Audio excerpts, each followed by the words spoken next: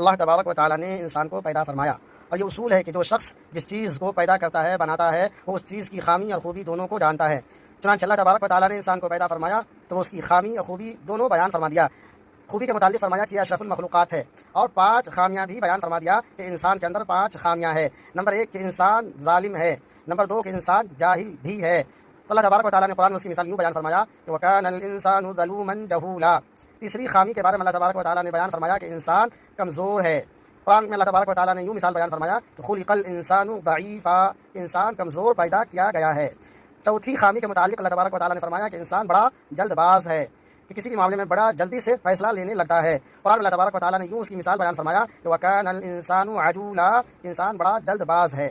5ویں اور آخری خامی اللہ تبارک و تعالیٰ نے بیان فرمایا کہ انسان تھوڑے دل والا ہے۔ قرآن میں اس کی مثال یوں بیان فرمایا اللہ تبارک و تعالیٰ نے کہ خُلِقَ الْإِنسَانُ هَلُوعًا، کہ انسان تھوڑے دل والا ہے۔